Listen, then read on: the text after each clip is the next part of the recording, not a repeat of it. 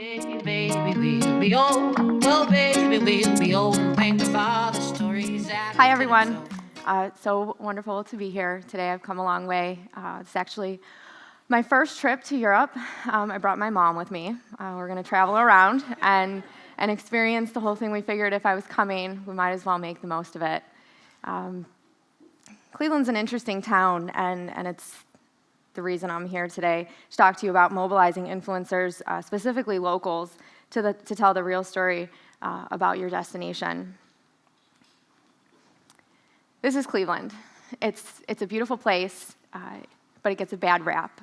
It's a big town with a small town feel, very charming, world-class amenities, multiple professional sporting teams, the most densely packed square mile of arts and culture in the world. We sit on a great lake, so summers are for paddleboarding and swimming and fishing and boating, and winters are for ice fishing and for the crazies surfing. They surf. I can't imagine why you would do such a thing in the dead of winter. And we're also home to the largest performing arts center outside of New York City. The thing is that we have a very serious perception problem. 34%.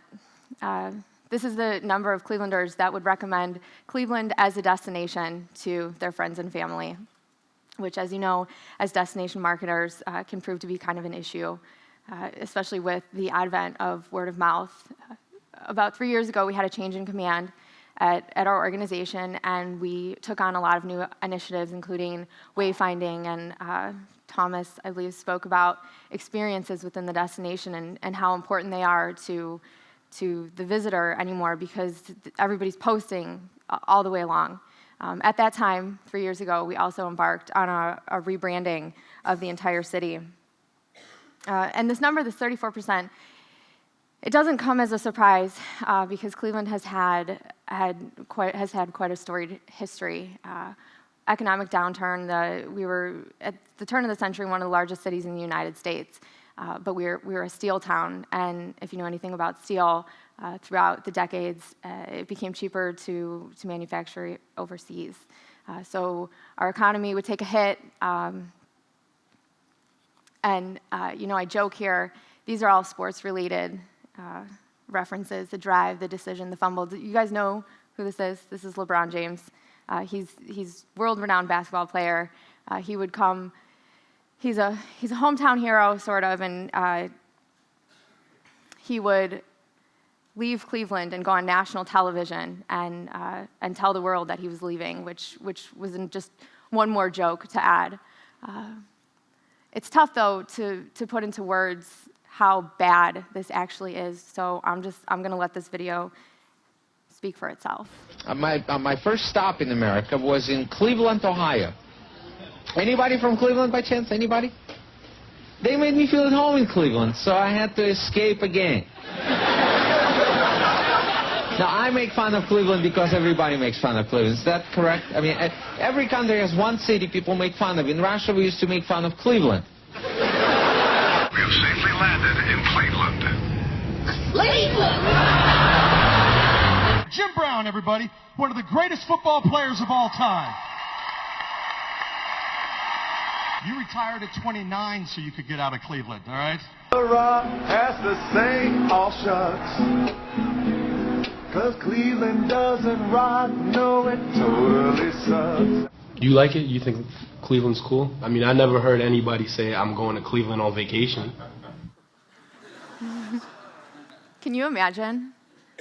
Can you imagine promoting a destination when this is what the celebrities are saying, and the TV shows, and the celebrity sports put basketball player there at the end? It's been a really hard road, but the fact of the matter is that Cleveland is experiencing a complete revival and redevelopment.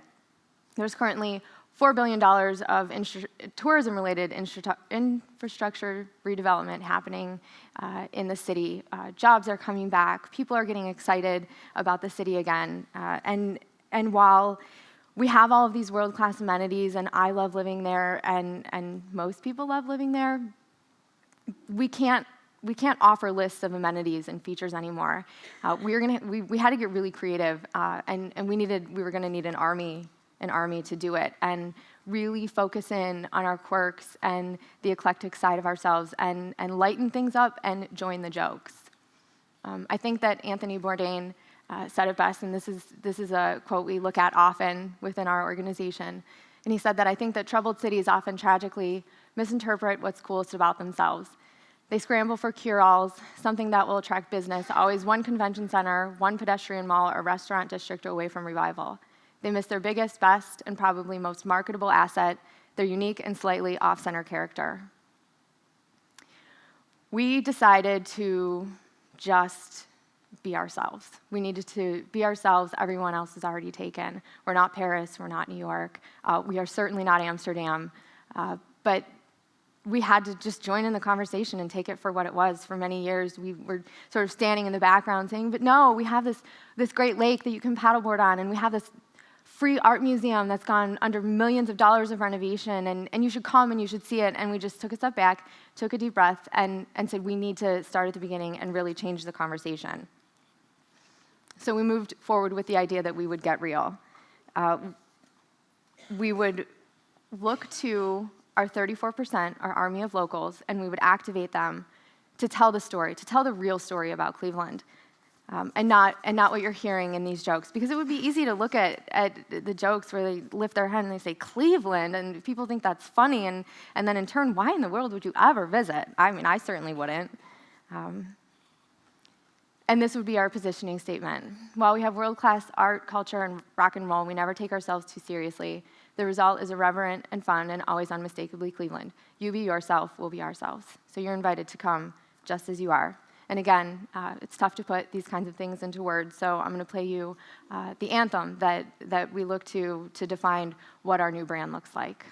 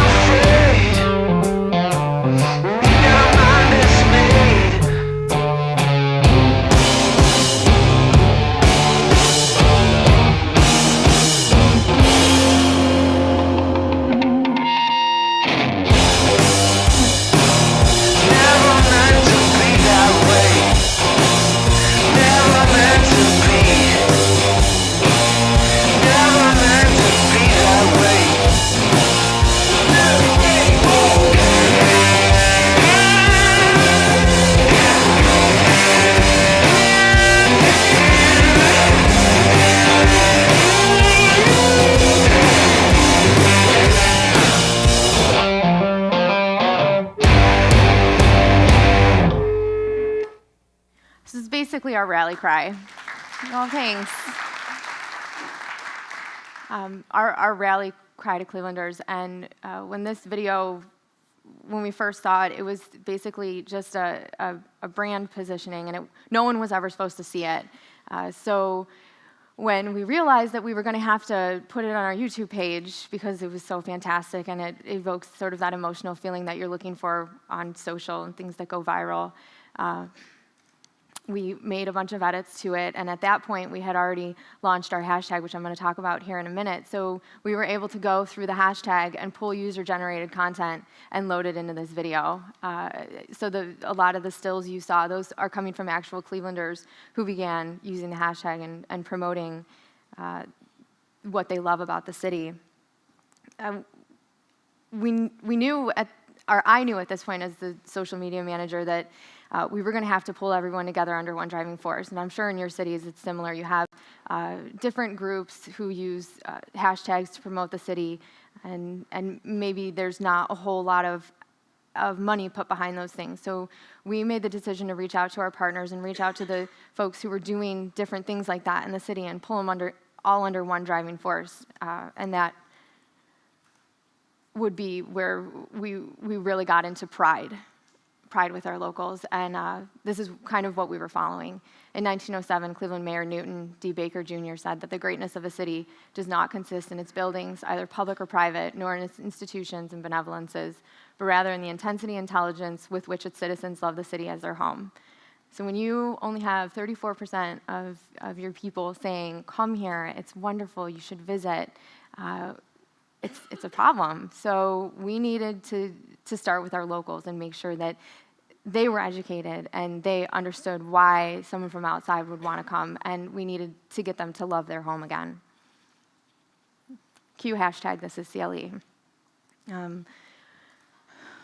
Cleveland's a funny place. We're very hard on ourselves. I think that most people are your toughest critic, and that's absolutely the case in Cleveland. So before we launched the brand, we went out with the hashtag under a new Twitter handle.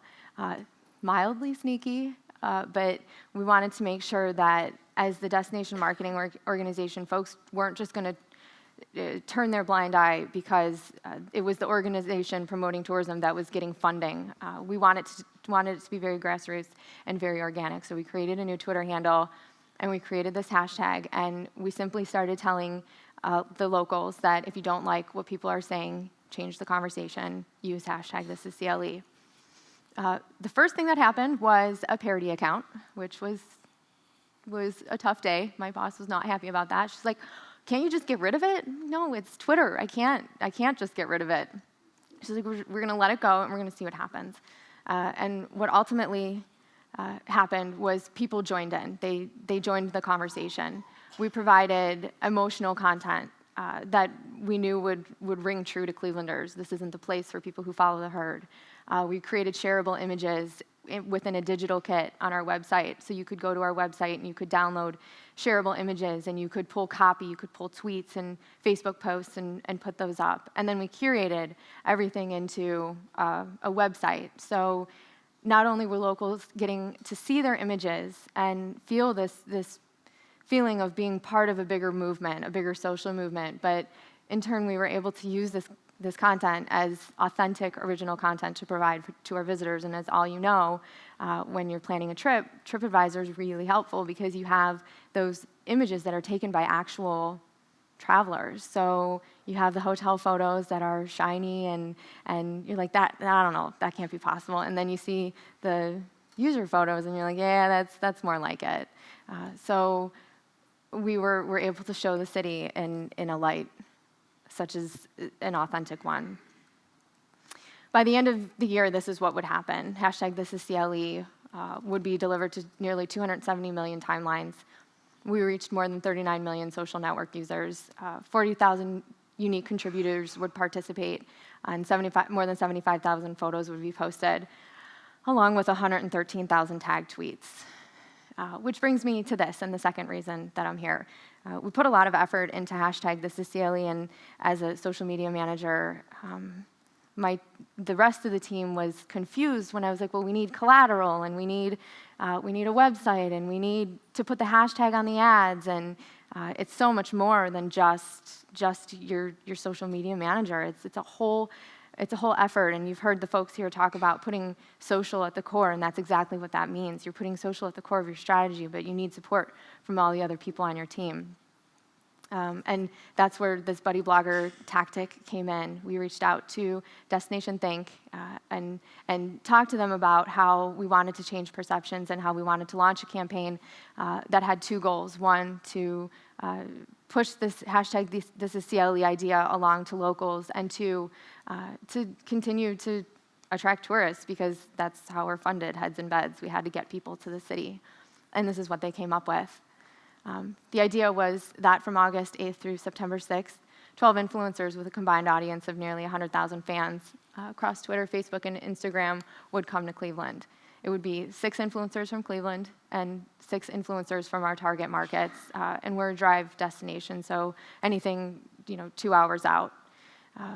Each blogger couple would represent niches from the campaigns that we run each year. So food, fitness, family, lifestyle, LGBT, and culture. And they would come into town for a weekend and they would experience the city from a local's perspective. The first thing we had to do was find the bloggers, which proved to be the hardest step. You know how hard it is to find bloggers. It's not like finding a traditional travel writer in a database. There is no database. If you know of one, find me after this and you let me know. We searched Google, we searched Twitter, we looked through hashtags, we went back through Twitter, we invited some folks into town, and when they said no, we said, well, do you know anybody? Can you help us? And along the way, we came up with 6 really fantastic bloggers from outside of our region that fit the bill. At this step, I would encourage you to really take your time and study the blogger, make sure it's a good fit. This is going to take time. This is going to take days. Something that I did not know when I went into this, and my boss would say, "Are you done with that?" And I'm like, "No, I can't find them. It's tough." But if you take your time, you're going to find the right influencer. The other thing I would encourage you to do if you're hosting a blogger tour like this is to be very flexible. They work. They have full-time jobs. They do this stuff on the side. You want to be personal and make them feel comfortable and make them feel like they're going to be at home in your destination. And if one weekend doesn't work out, give them another choice. The second step of the campaign we worked on came in the form of planning the visits. The great thing about this at this point was that we were working with our locals. We had 6 local influencers who were planning the trip, and they put together the itineraries. So there's no better way to experience a destination than through an itinerary planned by a local, because they always know the best places to go. So we put the trips together, we got museum tickets, and we organized Visa cards for them to use, $500 Visa cards each group got, aside from the foodie bloggers, because the foodie bloggers always spend more money. Of course, they want, and I wouldn't have it any other way, because they want to go to the best of the best restaurants, and then if they're going to talk about it, it certainly is going to be worth it. But step 3, and someone mentioned this yesterday about making sure that you follow up. We curated the heck out of these trips. We pulled together all of their posts and put them into stories. So we used Storify, which is the middle slide. We pulled together everybody's tweets and Instagrams and YouTube posts and any content that they created while they were in town, and featured it through our social networks. And these are some of the results. And if you can remember back to the jokes and you look at what we have here, this was a huge win for us. We have people saying someday we will visit Cleveland, experience all that you have. I had such a great time in Cleveland. I'm so happy to share it with others. It looks like so much fun. I never would have thought Cleveland as a fun place. Imagine that. I can't imagine why. Juwan here says you should totally go. It's great. I can't wait to go back. So I would say that this campaign brought us a pretty tremendous amount of success.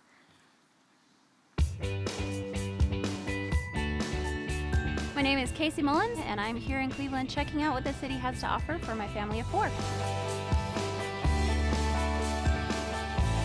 It has a much more big city feel, accommodations and amenities than what I would expect, but you get the smaller town charm and the Midwestern hospitality.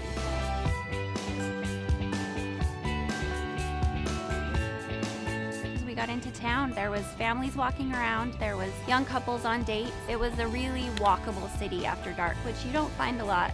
There's so much to do in just a short space. You can park once, walk to several different museums, have lunch, and see a lot of different things in one day.